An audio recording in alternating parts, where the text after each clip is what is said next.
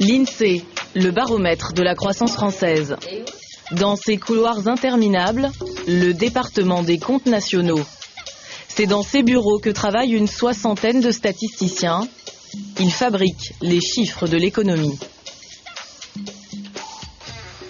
Alors par exemple, dans ce bureau, on calcule tout ce qui est relatif à la valeur ajoutée dégagée par les administrations, toutes les recettes de cotisations sociales, impôts, dépenses de prestations sociales, un tas de choses. On a quelqu'un qui s'occupe de calculer les statistiques relatives à tout ce qui est commerce extérieur, importation, exportation et soldes. Ici, vous avez le bureau qui est chargé des estimations de consommation des ménages, par exemple en soins de santé, en automobile, en tout tas de choses. À cela, rajoutez l'indice des prix, le chiffre d'affaires de la SNCF ou encore les entrées au cinéma. À l'INSEE, on est chargé de collecter tout ce qui fait fonctionner l'économie française et d'en faire la synthèse. Comment on construit le chiffre de la croissance? En fait, il y a plein de chiffres derrière. Par exemple, là, on va voir les chiffres de la consommation, différentes années, différents produits. Il y en a des dizaines, des centaines, des milliers même. Et là encore, je parlais que de la consommation. Là, j'ai aussi l'investissement, le commerce extérieur. Tout ça mis ensemble, ça fait des chiffres qui se comptent même en millions, puisqu'on regarde ça sur plusieurs années.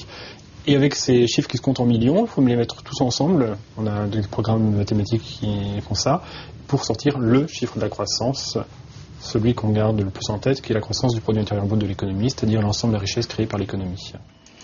Et le chiffre publié pour ce trimestre est mauvais, moins 0,3% de croissance.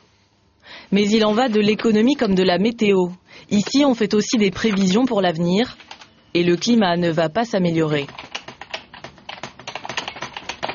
S'agissant de la dernière enquête mensuelle de conjoncture dans l'industrie, celle-ci a été publiée à la fin juillet et vous pouvez constater que sur l'indicateur statistique que fait l'INSEE, on constate que depuis le début de l'année 2008, il y a une baisse, si vous voulez, du moral des industriels en France. Une baisse du moral qui, quelques mois après, une fois qu'on se met à faire de la statistique, se retrouve dans nos chiffres, puisque la croissance française sur le premier semestre a été relativement faible comparée au trimestre précédent. Après avoir mesuré et analysé, à l'INSEE, on vérifie les chiffres. Au départ, on était parti un peu plus bas. Au fur et à mesure que l'information nous parvient, de plus en plus complète, de plus en plus exhaustive, on affine ces chiffres année après année, et en réalité, la croissance de l'année 2008, définitivement établie, cimentée, si j'ose dire, sera connue et publiée par l'INSEE au printemps 2011. Le vrai chiffre de la croissance, publié 3 ans après.